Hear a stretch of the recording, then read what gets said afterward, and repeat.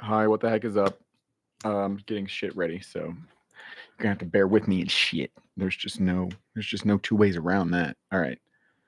Boom, boom. Are we playing music? No, we're not playing music. There's no time. Maybe we'll play somewhere. Oh, but we're not logged in. That's the problem there. All right. Okay. So what we need is current spots breakdown. But first of all, we gotta get that disclaimer. We gotta get the disclaimer going.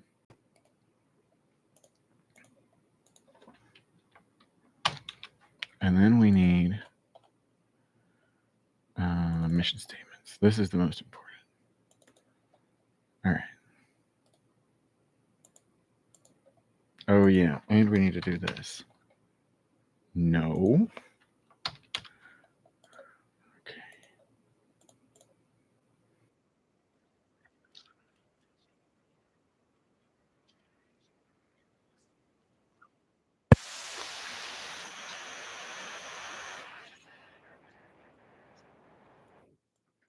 Oh, yeah. I'm supposed to have I should have like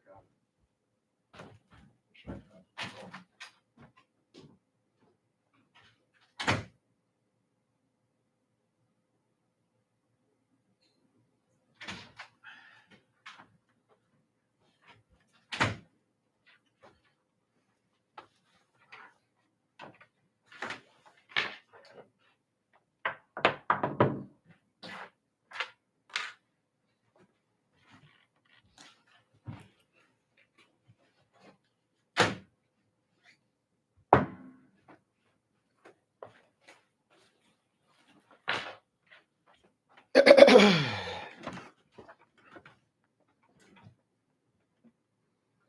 35 seconds left. Hmm.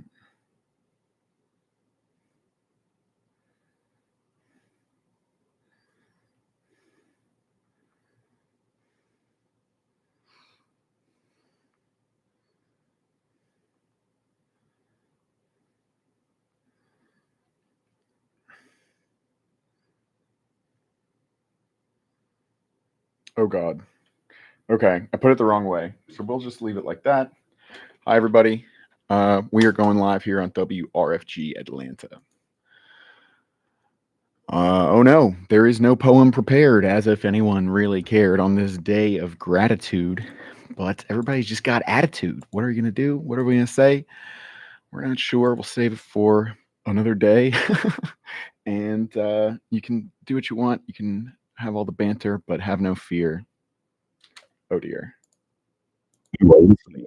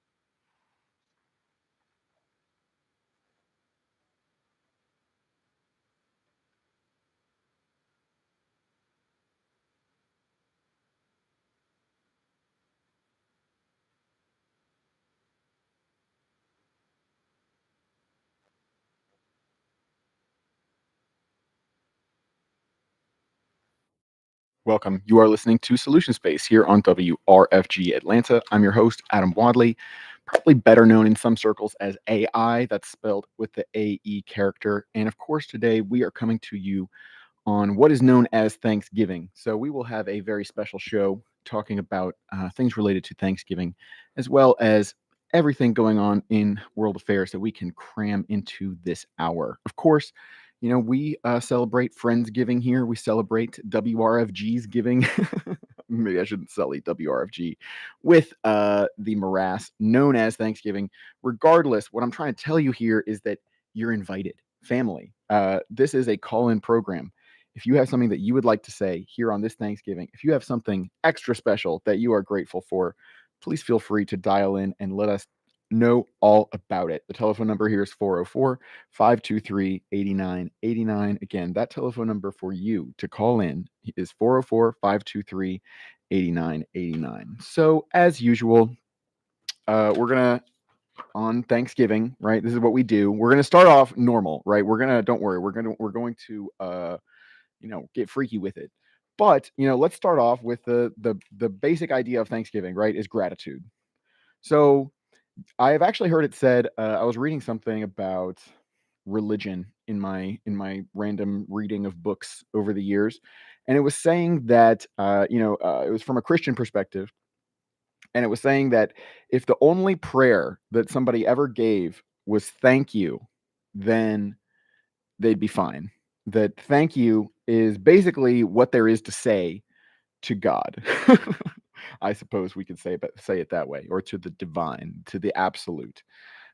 There's actually, it reminds me of something else, which is relevant to some things which have come up recently and which will come up soon, not at Family Thanksgiving, which will be very intimate this year, but Family Christmas, Family Xmas, if you will.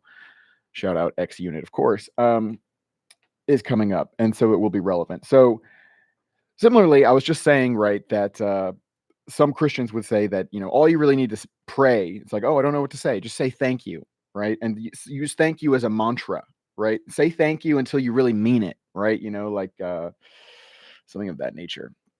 Sorry, I got a little heartburn. It's giving me distraction. But the other thing that I was going to say was, I don't know if it's something attributed to Mr. Jesus Christ himself or somebody along those lines, but they were basically, I think, talking about the Hebrew law, actually, right? So the Mosaic law, I think that's what it's called, the laws of Moses. There's 613 laws that people of the Jewish faith are called to follow.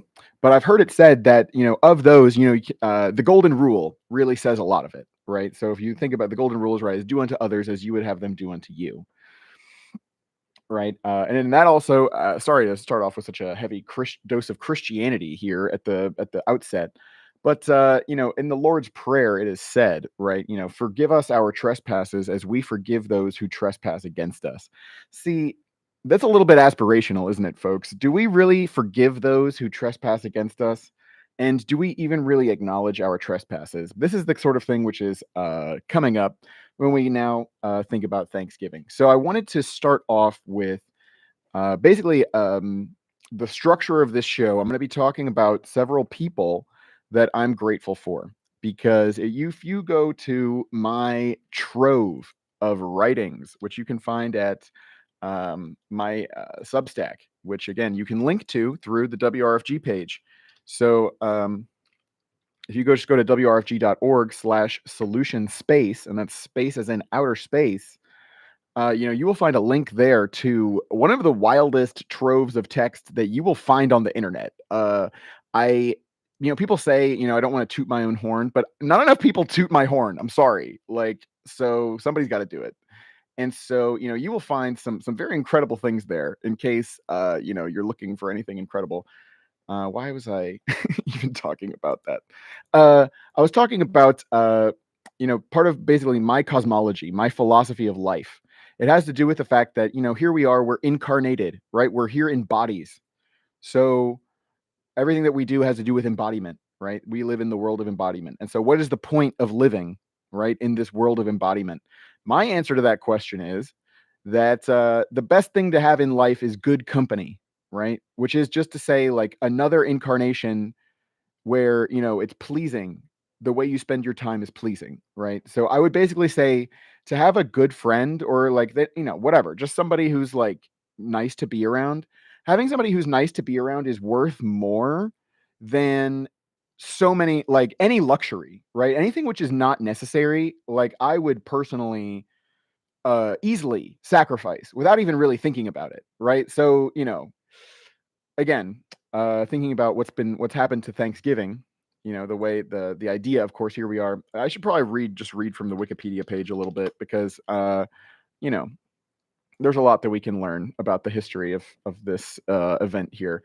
But let's see, observance, United States. Thanksgiving, United States. So I'm just going to read from this. Thanksgiving is a federal holiday in the United States celebrated on the fourth Thursday of November. Welcome. Outside the United States, it is sometimes called American Thanksgiving to distinguish it from other similar celebrations.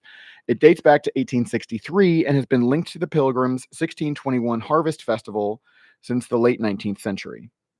Okay, so first of all, like our idea of what Thanksgiving is here in the United States is we sort of feel like we're commemorating, right, the Pilgrims, right? The Pilgrims had a hard time, and then there were indigenous people, right, who came and helped them, and so the Pilgrims were grateful. And so what is so atrocious, right, about Thanksgiving is it's the story of, oh, these people helped us out, and then we continued to be very terrible to them. Like the very people and their descendants who probably helped those pilgrims were probably dispossessed. Several of them may have been raped, killed in battle, terrorized, very, very not nice things happened to those people. And actually, I'm wondering whether the Adams Family Thanksgiving um, is radio friendly. It should be. It's so good. I just want to play the speech. Let's see if this works out. I actually muted the ad, so go me. Or maybe I just didn't hear it. Regardless, this is obviously the painful irony, the stupid, the ridiculous nature of Thanksgiving. Like the idea that anybody would just celebrate it and like not be like ridiculously haunted by what's going on here. And the themes and the story of Thanksgiving is it's flabbergasting, right? But that has everything to do with what we call the culture of the United States, the state religion, the triumphalism, manifest destiny. Everything's built on a quote unquote Indian burial ground, right? And we just don't think about it, right? As long as you just keep watching TV and you don't believe in any of that metaphysical BS, right? Then the ghosts can't get you, right? The ghost dance didn't work, and so we just paved over paradise and put up a parking lot, and that's just how it's going to be forever. And aren't we so grateful that the deals at Best Buy are good this year, right? And like we can get a new phone for the young people to look at that's going to make them suicidal. Isn't that so amazing, right? This is like this is the nature of a lot of our interaction with each other. And I think obviously lots of times it's not like we feel that bitter all the time, but I think what is difficult is that when intimacy is not possible, eventually antagonism and enmity will grow, right? So if you, for example, just the story of Thanksgiving, right? So there was a group of people who came here from far away, right? And then they were having hard times. And there were some other people who were like, wow, some like weird people with a bunch of stuff came here from far away and now they're having hard times. We'll help them out, right? Sorry, where was I going with that? The point was just like they came in your hour of need, which is making me think of, the fact that a cult, right? If you think about Scientology or whatever, a religion, right? The way that cults get you, right, is that you're having a hard time and people come and they support you, right? And so what's insidious about it is that like they support you and then, they get their claws into you and all of a sudden, they're trying to make you dependent on them and they're controlling your access to information and all these sorts of things. But that just shows you how intimate of a situation it is when you need help, right? When you don't, like it's happened to me. Like, I have not often been in the condition in my life where I've been, begging for money has felt like something that was I needed to do, right? So I haven't done it.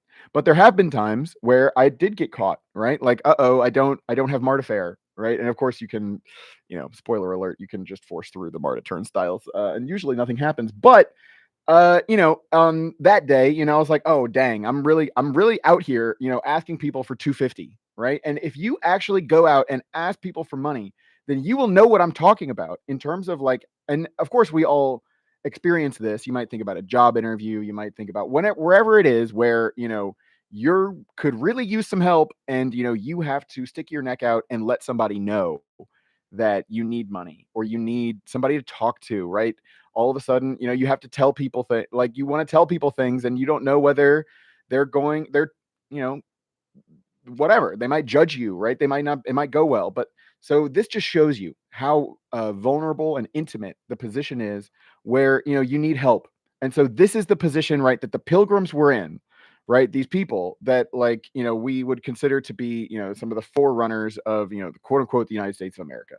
So, like, I think it is very emblematic, right? It is very emblematic of what will we say, imperialism, right? Western imperialism. I don't know, just the stuff that's going on. I think it's very emblematic that people who wind up being in positions of power, they really don't want to be vulnerable, right? So now let's smash cut to right back to Devon Anderson, right? Back to Devon Anderson and Melvin Potter, right? Devon Anderson was killed by Atlanta police officer Melvin Potter on August 5th. Melvin Potter is still not arrested. Melvin Potter is free as a bird on this Thanksgiving. I wonder if Melvin Potter is with their family.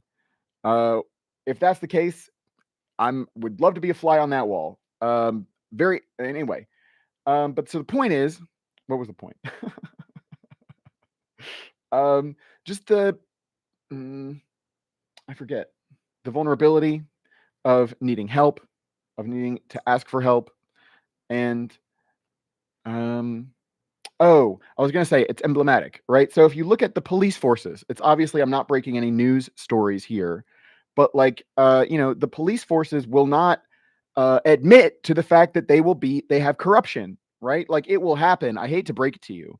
And here on Thanksgiving, right? I've mentioned it before on this program, right?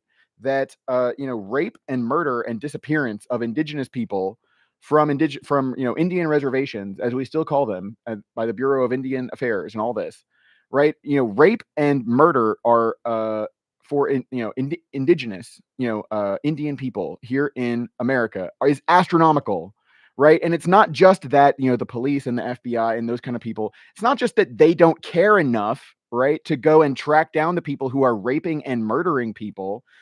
The unfortunate truth of the matter is, of course, that members of the police forces, members of the so-called federal law enforcement agencies, such as the Federal Bureau of Investigation, these agents themselves rape and murder people, right? And obviously, that doesn't just happen to indigenous people. But here we are talking about Thanksgiving. We're talking about, obviously, this is all very complicated. This is the kind of thing where people say, "Oh, but no one alive today was." It's like, yeah, like we're talking about chains of association here. Like, to the extent that you think the United States of America is an important thing, right? Like, its origin has to do with this sort of dynamic, right? Of course, settler colonialism and the initial vulnerable position that the settlers were in when they first got here. And then once they got a foothold, the way that they just displaced and killed and raped and pillaged everything and polluted everything until now, like, even our own descendants, right? We, the descendants of the pilgrims, even the white ones of us, right? We are poisoned, right? We are dying of cancer. We are dying of despair. We are dying of the fact that we don't have any companionship. And Thanksgiving, which is this, holiday, quote unquote, right? And, where we're celebrating, we're so grateful for all of our ill-gotten gains, right? That we have, stolen and raped and pillaged from all over the world at this point. But at the same time, thousands of people today are killing themselves when they have enough. Thousands of people today don't want to go see their family because they don't like their family, right? Because our relational dynamics are poisoned by commerce, by military, by all of this. And so it's a dastardly state of affairs. I will try to come up with something a little bit more wry, not get too angry, of course. But until then, I'll take a little chill break and play you this PSA. We'll be right back.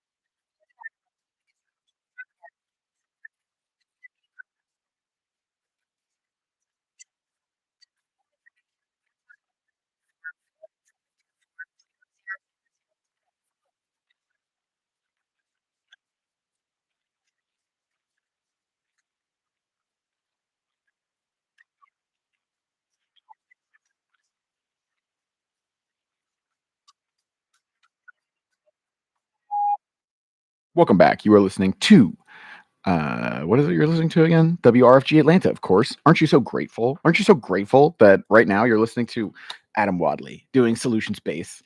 We're very much doing Solution Space, and we're doing Thanksgiving because here's the thing, right? It's all well and good for me to sit here and say, "Oh, I'm so look at me virtue signaling. I'm so beyond. I understand that America is evil." It's like, yeah, nobody cares, right? Like America's been talking about how it's evil and how badass it is, how evil it is, right, for 150 years, right? So again, we're not telling any tales out of school here, which is why also, again, we're circling back around. We're just doing Thanksgiving, right? I'm going to sit here and tell you about some people that I'm thankful for, and the first person on the list is Jean Baudrillard, right? So Jean Baudrillard is one of the most special people in my life. Jean Baudrillard is a writer. Um, Jean Baudrillard was born in 1929, the same year of the stock market crash. Um, and in particular, the reason why I want to bring up Jean Baudrillard right now is because of some of the comments that Baudrillard made about the film Apocalypse Now as it relates to the Vietnam War. And I want to basically compare this to how, the holiday of Thanksgiving relates to, what do we call it? The indigenous genocide, right? Of the North American indigenous people especially by right the forces of the United States. Oh dear, I just closed my tab. All right, we're doing okay. In this context, I want to bring up something. It's called The Room 237. It's a documentary which is about the movie The Shining. I don't know if you've seen The Shining. It's obviously by Stanley Kubrick. It's based off a Stephen King novel of the same name. Basically, this family goes to a hotel, and guy goes crazy, and there's a lot of danger. Anyway, but the point is, it's mentioned in the movie that, quote, right, the hotel is built on an Indian burial ground. And in this documentary, Room 237, you will see, somebody give a very prominent analysis where they basically claim that The Shining is about Native American genocide, and that's actually a very well supported. There's a Room 237. It's got a lot of hot takes, right, about movies and what Stanley Kubrick's movies are about or whatever. But this whole idea that The Shining has something to do with Native American genocide, that's going to hold up in court. I hate to break it to you, the allegations are going to stick. And so what was I even thinking about that? The point is just like, again, the connection. Kubrick is also always thinking a lot about the Holocaust. So if we're thinking about genocides, the indigenous genocide, the Holocaust, I'm thinking about Albert Camus. Albert Camus is a French writer. I think he was actually from Algeria when it was still part of France. But oh dear, what is it that I'm trying to remember? I can't remember anymore. I'm sorry. Maybe I'll come back to it. But so what I'm thinking about with The Shining, obviously I was talking about indigenous genocide and the Holocaust. Now I remember. So Albert Camus was writing in The Rebel about, the Nuremberg trials, which were happening at the end of World War II.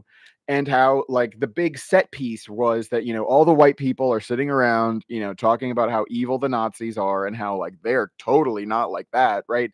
So like it's a big part of the origin story of what we now call, the rules-based international order, right? Or like anytime somebody refers to human rights, right? Like what they're talking about is a bunch of white people who like got together and like wrote a declaration so that they could feel like they weren't as bad as the Nazis. Of course, I also have a vested interest in this because I'm half German, and so I actually have more or less direct lineage to legit Nazis. But on the other hand, so do we all, right? Because if you think about, Operation Paperclip, people know about that these days. That's where, America brought in scientists from Nazi Germany in order to work with the space race. Or if you look at, supposed denazification, right? Like Western Germany, right? So Germany was occupied by America and Britain and Soviet Union and France. And of course they split up, because nobody liked the Soviet Union anymore. But like even in the Western portion, right, full of freedom and human rights, like former Nazis were in the government, right? I mean, and if you just think about like the similarities in terms of white supremacy, anti-Semitism, like if you think that that was not present in America or in Europe or something, like obviously, like of course, not to say, of course, the manifestation of the Third Reich is its own thing. But on the other hand, what Camus was talking about with the Nuremberg trials was that, what went on with the Nazis was really an indictment of what he called Western nihilism more broadly, right? It's not just about Germany, even though I'm not trying to say like Germany did nothing wrong or something, obviously. But I'm just anyway, my self-consciousness is probably getting in my way a lot here. But the point of what I'm trying to say is that there's a broader complicity. So if we're pulling back again to, Stanley Kubrick drawing thematic connections between the Holocaust and the genocide of indigenous Americans, I think you will agree that, that is apt, right? And I think in a way, what happened with the Holocaust has to do with the fact that, the media were so good at that time. Like, it's well documented, right? We don't have a lot of pictures of, Custer's last stand, or like any of the number of, massacres that were committed against indigenous people, or the rapes, right? Like, the FBI doesn't, turn on their body cams when they go out and hunt, indigenous women to rape and murder, right? We don't get to see that on the news, right? So the same way, I'm remembering, remember Ray Rice was a football player. I think I'm getting that name right. And, there were allegations that this person had, committed domestic violence. They had they'd hit their partner in an elevator. And, that was pretty bad. They were going to have to get suspended or whatever. But then the video came out, right? And after the video came out, and you literally saw this big guy, just punching somebody, who's relatively pretty defenseless, right, against it. Like, once that happened, then it was like, oh, it's going to be a lot worse.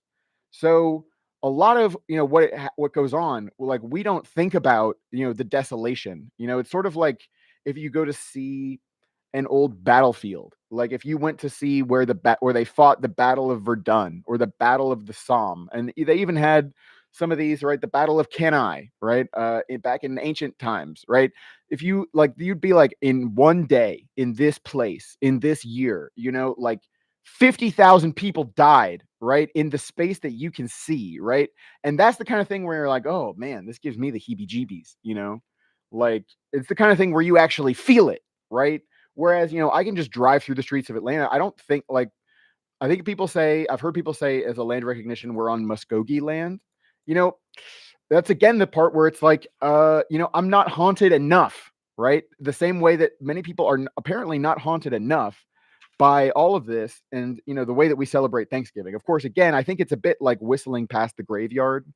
We're sitting here pretending everything's so fine. We're posting all of our great pics to Instagram and all this stuff.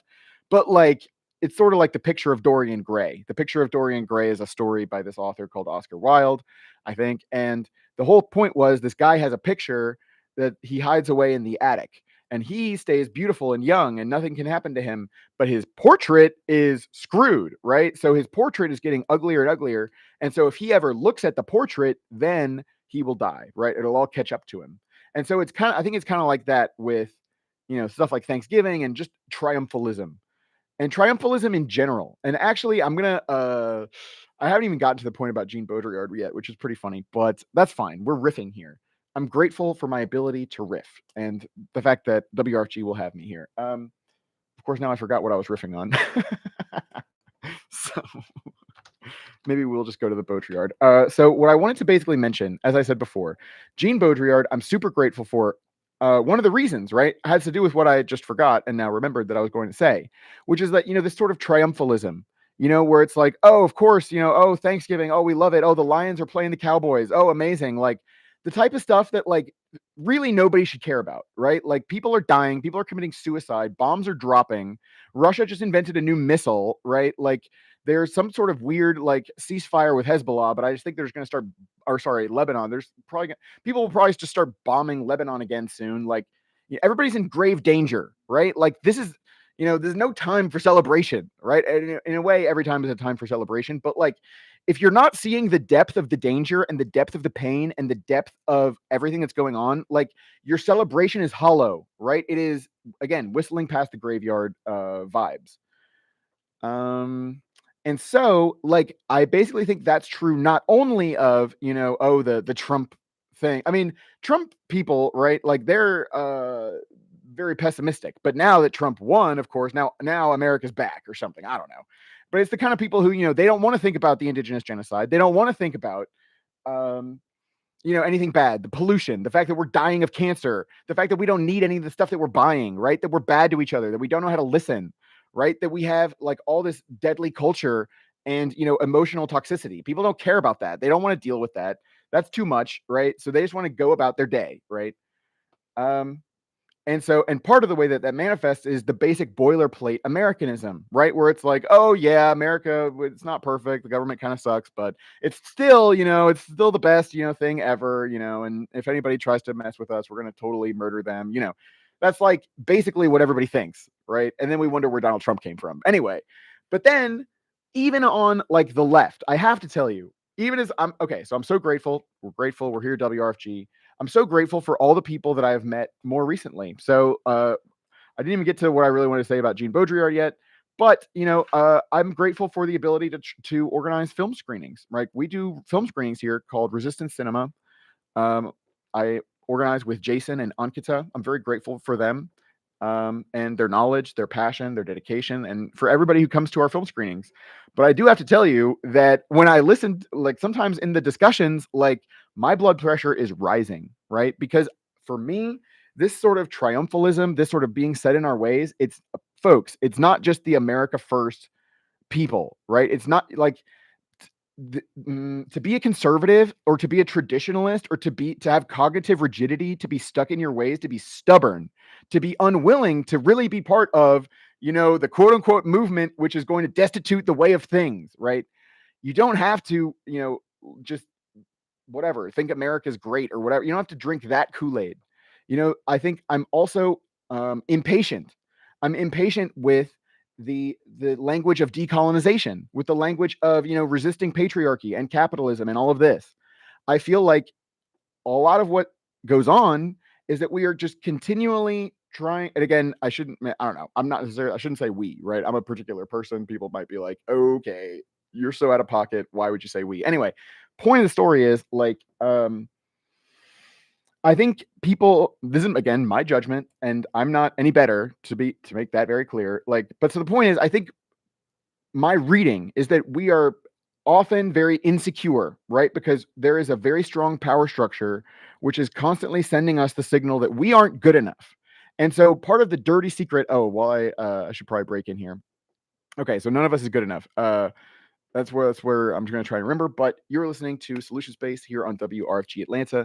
You can follow up with the program at wrfg.org/solution space. I don't know if I just said my name is Adam Wadley. I also go by AI, the AE symbol.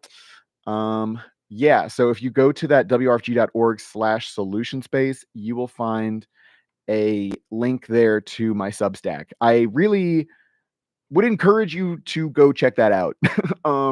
Yeah, again, like I was saying before, nobody really toots my horn enough, but like my Substack is kind of the most amazing page on the internet. Like I'm kind of, one of the world's foremost theorists, and kind of nobody is noticing. Or really is anyway, but we're gonna solve that. I'm very grateful for the ability to continue to find my voice, continue to, of course, be arrogant, and continue to modulate that as time goes by. But again, here during the show stream, wanted to say that. Of course, I'm again compensating for what I was just talking about, which is that we faced with a very strong power structure, which is constantly telling us we're not good enough, right? So from the time when you're a kid, right, you have parents, and so your parents are all powerful compared to you. Compared to an infant, right? An adult is omnipotent, right? There is nothing that an infant can do, right? It's like taking candy from a baby. That's why we say this. And so, when you're crying, right? The baby's crying, so you're stressing out everybody. So they're constantly telling you, "Oh, stop crying," right? Or, you're a baby, like, or you're a kid, right? You don't know the rules, right? Stealing, what are you talking about? Okay, this is actually something I wanted to bring up. I don't know if I mentioned ahimsa in Jainism before, but ahimsa. Okay, so Jainism is a religion. Yeah, we're gonna have to go into this a little bit, but I'm explaining anyway. Jainism is an Indian religion. It traces its spiritual ideas and history through the succession of 24 supreme teachers of the Dharma, with the first being some guy. Okay.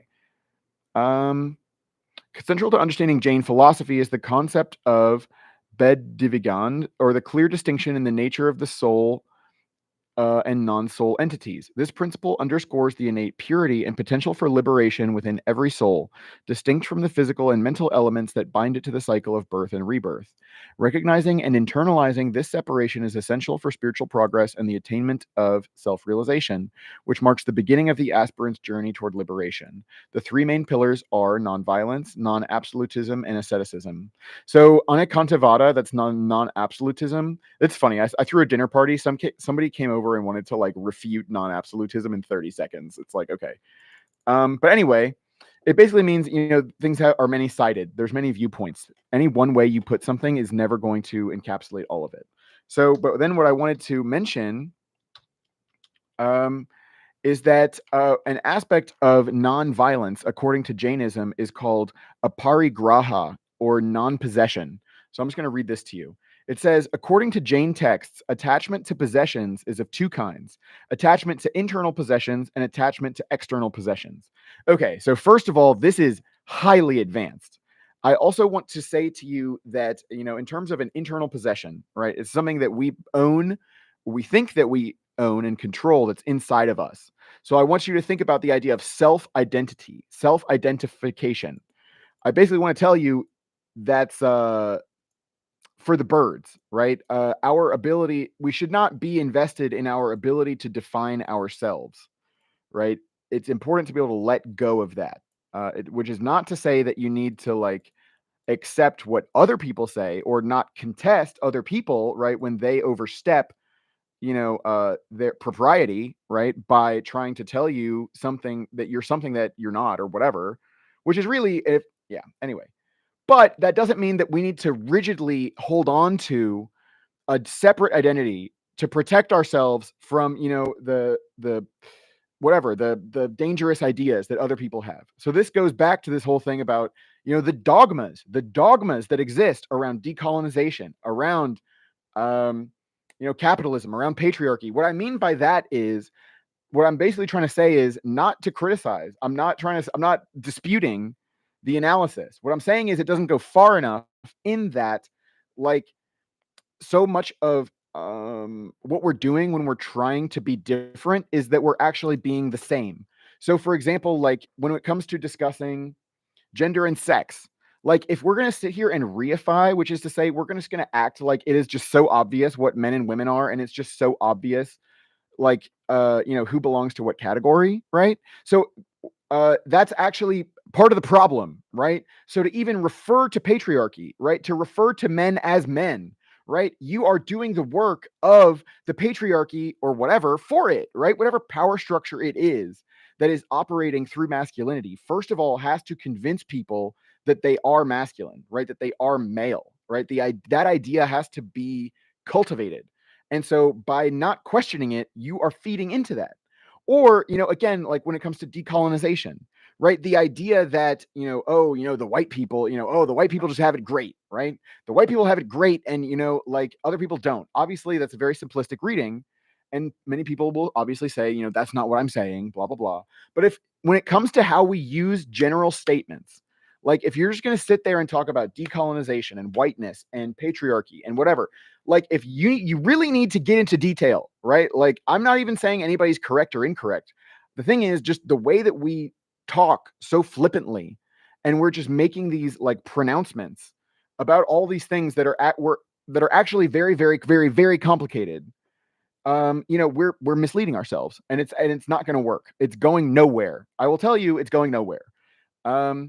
And in my opinion, what does go somewhere, and which is also, what do we say? You have to be open, right? You have to be open to curiosity. You have to be open to the mystery of the other. So even if, there are things that are bad, right? Or there are things that are obstacles, they're challenges, right? Things like military, right? Things like war, things like people being raped and killed every day, and people not having enough to eat, right? Like these, yeah, that's intolerable, right? So if whatever anybody does because they can't stand that, right, you have my sympathy, right? And I will not condemn anybody who does anything, really, because these things are they're intolerable.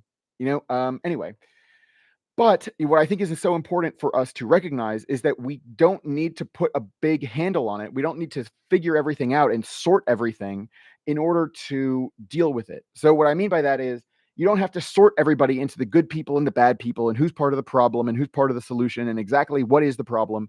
Like trying to exactly figure out and define like rigorously a problem like is part of the problem, right? Because once you get it into your mind that you're going to be able to sort things into categories, like you're going to wind up overdoing it, basically. Okay. So what I wanted to say about internal possessions, we're talking about ahimsa from Jainism. One of the aspects of nonviolence, according to Jainism, is non-possession, right? So first of all, it's very advanced because it's not just talking about like even this pencil, right? I don't own a pencil, which is also an issue that I have. Like when people talk about like, oh, like the Palestinians got kicked off of their land. It's like, I'm sorry, what do you mean the Palestinians like own land? Like, are we decolonizing or not? Like, do we see through the I don't know, the conceit of Western rationalism and hubris, or do we not? Right? And obviously, a land ownership is not purely a Western thing, but basically this civilizational, this whatever, from a poet's point of view or from a monk's, somebody who's spiritual, from the depth of prayer or whatever, you don't own anything. There's a whole movie about it. It's called You Can't Take It With You, right? And so anyway, that's another place again with this decolonial rhetoric where it's like we underwrite, right? We talk about things like self-ownership. Like this is actually this is getting even more touchy, but I mean, so for example, what we call abortion rights, right? We will often argue that, well, people should have the ability to do what they want with their own body, right? Which is this whole idea of self-ownership, the idea that you own your body, right? And of course, we think that is fundamental to what it means to be free. So I'm sorry, right? If what I'm saying sounds scary, but it just is the case that the paradigm of self ownership is coming to us through, again, this like, Western is a horrible term, but, uh, the same kind of people, right? Like John Locke is like sitting there talking about self-possession, right? Like somebody had to come up with that idea, which again is not to say, right, that you belong to somebody else and somebody else is going to be able to screw, like, no way. But the reason why you don't have to do what other people say is not because you own yourself, right? So anyway, we're back here at internal possessions. What I wanted to say about it was I wanted to bring up the word property. Okay, property obviously means possession. Like, this pencil's my property. You come onto my property, I'm gonna shoot you, right? Like, that's what we talk about property. But property is also, it can mean something like a characteristic, an attribute, an adjective, right? So if I'm a what to say, I like to talk, right? That means I have the property of wanting to talk. So the point is, I'm pulling out a double meaning, or if we want to use a fancy term for that, we can say polysemy, right? There's a double meaning of the word property where it can mean a physical object that is in your possession, or it can mean an intangible attribute that you possess, right? So what I'm trying to say here is that, like, when we're talking about our attachment to our internal possessions, what we're talking about is our attachment to our self-conception. We're attached to, our imagination of what our properties are. Like, I can't tell you about how much it has held me back in my life that, in a conversation, I want to look smart, right? I'm supposed to be smart, right? Or I'm supposed to be tough, right? Whatever it is, like, it's not even, it's a mix between like what other people expect of me and some way that I want to think about myself. Of course, two things have to do with each other.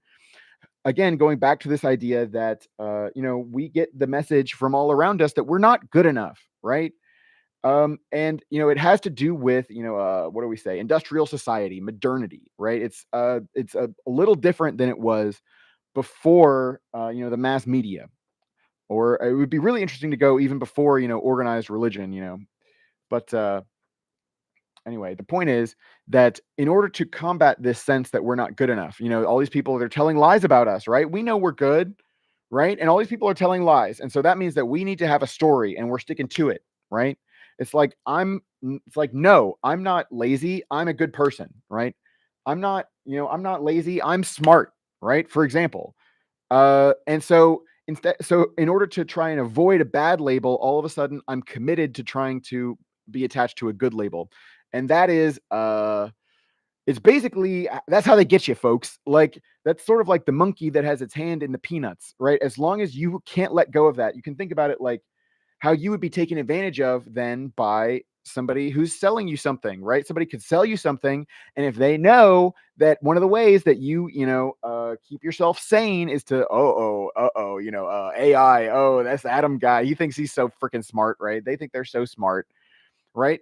Think about it's happened to me many times in my life, right? That somebody has taken advantage of me and fooled me, right? And that I have been foolish because like this person has been flattering me. Anyway, who knows? I don't know if anybody's bothered to flatter me. Anyway, point of the story is like our internal possessions, our commitments, like the ways in which we want to insist that we are, that's actually a liability because it doesn't actually do anything for you. Like these characteristics, they're a very ephemeral. You can look up the problem of universals. Like it's a big thing in philosophy. Anyway, we're going to keep going with this.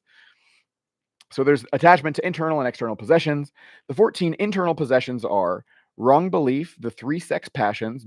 Okay, I want to read about this. There's male sex passion, female sex passion, and neuter sex passion. I want to know a lot more about neuter sex passion in Jainism. Anyway, but there's also the 6 defects: laughter, liking, disliking, sorrow, fear, and disgust. Okay, so obviously we're taking this Jainism thing with a little bit of a grain of salt. If laughter is a defect, anyway. Laughter, liking, disliking, sorrow, fear, and disgust, and 4 passions: anger, pride, deceitfulness, and greed. According to Jain texts, internal possessions are proved to be himsa, as these are just a name for himsa. Okay. External possessions are divided into the non-living and the living. External possessions, due to the passion of attachment in them, result into himsa. But so this is also, this gets really meta, right? Like I could be really attached to the idea that I'm not attached to things, right? Very similar to Buddhism, where, again, it's this theme of attachment. You need to let go. But it's like, what if you're attached to the idea of letting go itself? So this is where we start to cycle around. What exactly is it that we're saying? Who knows? But the reason why I wanted to get into all of that had to do with just this general theme: Thanksgiving, right? Our possession, what we possess, possesses us, right? And so, this whole idea of, oh, we came here and, oh, these people helped us out when we weren't having a good time, and now we're going to take the land, right? Of course, like as I was saying about the Palestinians, right? The indigenous people, right? I think even to their credit, right? I think many indigenous peoples, don't understand the idea of land ownership. That's great, right? Unfortunately, it doesn't really matter because whether you sign the contract or not, the invaders are coming, But regardless, then all this legal tomfoolery, and now quote unquote, the settlers own the land, right? The country owns the land. It's like, well, actually, no. Like, and this gets actually, I've got to play a PSA here, but my bloviations will continue in just a moment. Let's see. Play this, and we'll be right back. Do do do do do do do.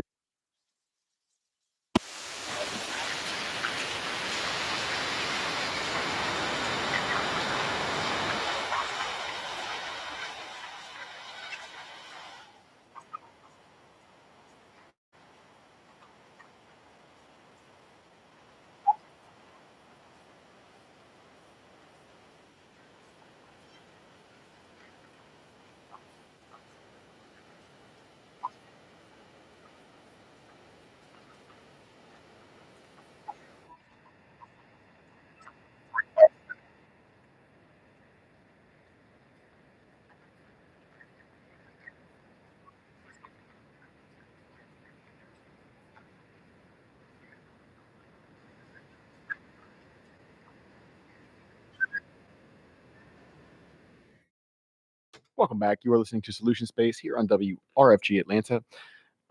We lost track, right? We're still in our gratitude circle, right? So I'm grateful for Jean Baudrillard.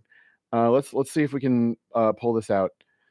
So basically, Baudrillard's point was that the movie Apocalypse Now is part of the Vietnam War. So Baudrillard writes, quote, "The real war is waged by Coppola as it is by Westmoreland." Westmoreland was a general. Without counting the inspired irony of having forests and Philippine villages napalmed to retrace the hell of South Vietnam. One revisits everything through cinema, and one begins again. The Malachian joy of filming, the sacrificial joy of so many millions spent, of such a holocaust of means, of so many misadventures, and the remarkable paranoia that from the beginning conceived of this film as a historical, global event in which, in the mind of the creator, the war in Vietnam would have been nothing other than what it is, would not fundamentally have existed. It is necessary for us to believe in this. The war in Vietnam in itself, perhaps in fact, never happened. It is a dream, a Baroque dream of napalm and of the tropics, a psychotropic dream that had the goal neither of victory nor of a policy at stake, but rather the sacrificial excessive deployment of a power already filming itself as it unfolded, perhaps waiting for nothing but consecration by a superfilm, which completes the mass spectacle effect of this war. So, oh, it's not that long. Let's see. Okay, so this is basically the point. But there it is. He hits us with that. It is there. It is bewildering, and one can say to oneself, how is such a horror possible? Not that of the war, but that of the film, strictly speaking. So again, compare this to Thanksgiving. How is this possible? You know, and I ask that not about the genocide. I mean, that's worthy of also such a question. But how can we have this holiday? Like, what is going on? Like, how is this possible? Right? It is horrifying. Anyway, but there is no answer. There is no possible verdict, and one can even rejoice in this monstrous trick, exactly as with Wagner. But one can always retrieve a tiny little idea that is not nasty, that is not a value judgment, but that tells you the war in Vietnam and this film are cut from the same cloth, that nothing separates them, that this film is part of the war. If the Americans seemingly lost the other one, they certainly won this one. Apocalypse Now is a global victory, cinematographic power equal and superior to that of the industrial and military complexes, equal or superior to that of the Pentagon and of governments. So that's basically what he's saying. Some interesting things. Again, so the film, the commemoration, the visibilization of it is part of the crime. So like what's everything that's going on today is part of the genocides, multiple. Of course, Thanksgiving we associate with indigenous genocide, but this whole idea of, oh, I'm so grateful for what I have. It just reeks of like, oh, you better finish your plate because there's kids in Africa that they don't have enough to eat, right? So you better be grateful, right? Or an emotionally abusive parent that's just like, well, you had enough, right? I put a roof over your head, and it's like, okay, and you also like helped me wish that I would be dead, right, every day of my life. Like a lot of people feel that way. That's not me personally venting. The point is just like the way that we look at things, right? We're it's beyond emotional unintelligence, right? It's an emotional holocaust, right? It's extermination of emotion. It is termination of emotion with extreme prejudice, right? I'm thinking of the album The Wall by Pink Floyd, the song The Trial, right? You were caught red-handed showing feelings of an almost human nature. This will not do, right? That is so often, the message that we are getting. And so I think it's very important, as I try to calm down a little bit here, I think it's very important for us all to recognize that we're all going through this Holocaust. Like we are all being exposed to emotional atrocity.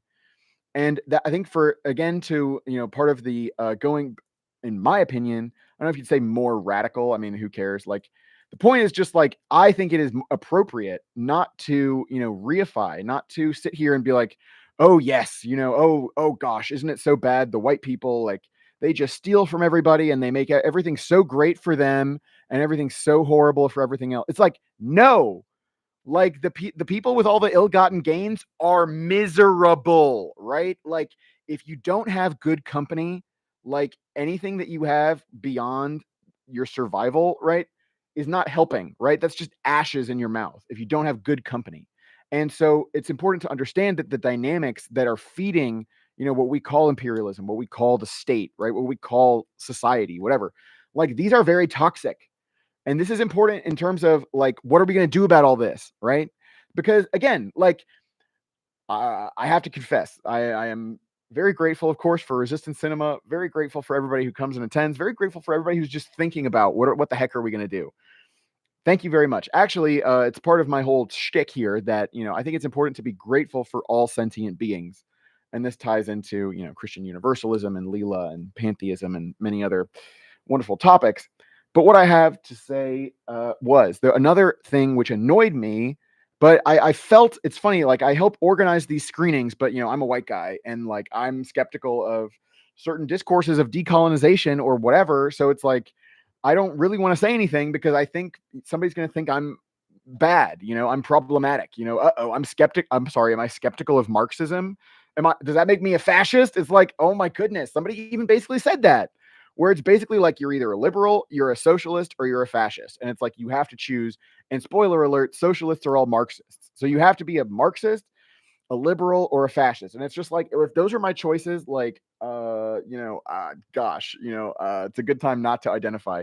Anyway, the point that I was trying to say was, somebody was saying during our discussion, like, well, we need to go back to the past and see what has worked, and I don't know exactly what they're thinking about, the Russian Revolution or something, but it's like, yeah, nothing in the past worked. Okay. Why do you think we're here? Why do you think we could plausibly die of a nuclear war within 7 days?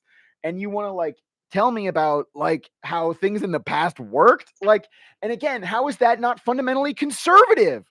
Like, I'm sorry. Like, do you not? Anyway, obviously I'm getting upset, but like, yeah. The point of what I'm trying to say is like it's important for us to remain flexible, to remember that we don't understand, to be open to great mystery. This is actually a Lakota term. This is actually a really great. Obviously, it's a little bit on theme. Something called Wakan Tanka, right? In Lakota spirituality, Wakan Tanka is the term for the sacred or the divine. This is usually translated as the great spirit and occasionally as great mystery. So I just want to say great mystery is, I love that phrase. First of all, you might not know that the Whore of Babylon is also named Mystery. So that's awesome. I am, very pro. I guess, I don't know. Am I not allowed to say that? It's a academic term really. But Babylon the Great, right? I have to say, I'm just a big fan. I'm really big into that person of Babylon. Anyway, but so their official title in Revelation 17:5 is Mystery, Babylon the Great, the mother of harlots and abominations of the earth. Mommy, oh my God, I'm a harlot and abomination. Anyway, very good. Anyway, so the great mystery, what I like about this is that, it embraces the fact that we don't know what we're talking about. Like if you're talking about the absolute or the one or God or whatever, it's like the great, the big danger is that you're going to get too confident about what it is that you're talking about when the whole point is to inspire reverence and wonder and awe and openness and receptivity, right? We need to be receptive. That's fundamentally what we need. But again, I've you can also check out I have a YouTube channel. We have experimental YouTubing going on. But one of the things that I talked about was machismo, right? Masculinity and eroticism, the way in which like people who are colonized or who are oppressed or whatever, like people who are victimized, will then go into this macho thing because it's like, never again. I will be so strong. No one will ever do this to me again. But again, what you don't realize is that's a liability. You're becoming a chud, right? You're becoming very predictable. And so, like, there are people who are even more powerful than you who are easily able to basically enslave you and make you do whatever you want, make you do whatever they want, right? Because you are so attached to something. Of course, just being dislocated and, not knowing exactly what to think, that is also I don't know yeah, there's no getting out of the vulnerability. But usually if people are trying to take advantage of you because you're so open, right? They'll try to get you to commit to something. So you should probably just not do that. Like, yeah. So I have a whole protocol about this. I basically have my rules for living. I call them protocols. And one of them is called zero trust protocol. So, like, you should basically not trust anybody because trust involves not only that somebody has good intentions, but that somebody is competent, that somebody actually knows what they're doing. And like what that involves, like in terms of like what is going on, involves politics and all this stuff going on in the world. Nobody knows what they're talking about. Okay. Nobody knows what they're talking about. So, like, if anybody wants to tell you, like, absolutely, like, what is going on, like, just you shouldn't trust them to begin with. And if people start to tell you, like, oh, you should trust me, like, definitely don't trust them, right? Like, anybody who's trying to convince you to trust them, you need to run away, right? Like, yeah. Anyway, but what is the point here? The great mystery. We're going to go on with this Wakan Tanka. It says Wakan Tanka can be interpreted as the power or the sacredness that resides in everything, resembling some animistic and pantheistic beliefs. This term describes every creature and object as Wakan, holy, or having objects that are holy. The element Tanka or Tanka corresponds to great or large, right?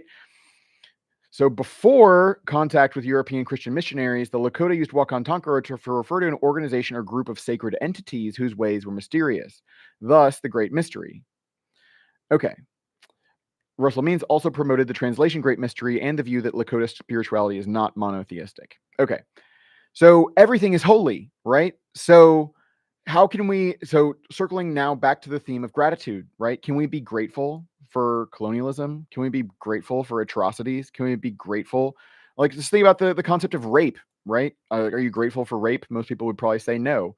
But I think it would probably be indisputable that all of us among our ancestors, like there is some of our ancestors who were conceived through rape, which means that other of our ancestors raped other of our ancestors, which means that if there was no rape, we would not be here. So it opens up the question of, what does gratitude mean? I also want to end us here with, as I, just really going into the red on, flirting with problematic things. I want to talk about Friedrich Nietzsche. Why not? Another person I'm grateful for. I didn't get to that, but yeah. If anybody who listens to this, if you know me personally, that's the person. You were on the list. Anyway, Nietzschean affirmation is an idea by Friedrich Nietzsche, which basically means that everything hangs together. I also wanted to mention this. For me, it goes together with Buddhism. It's called dependent origination. It's called pratit yasamutpada. Dependent origination. So everything arises together. Everything is interdependent. And Nietzsche was basically saying, if you affirm something, if you're grateful for anything in your life, you're grateful for everything. And for me, that circles back around to Christian universalism, Leela, always look on the bright side of life type of stuff. So with that, we are now out of time. So yeah, thanks for listening. Next week, I'll be back with Andrew Sonnenfeld, an author here from Atlanta. We will be talking about the nature of the state and colonialism and what we all need to be doing. So please tune in next week. And until then, goodbye.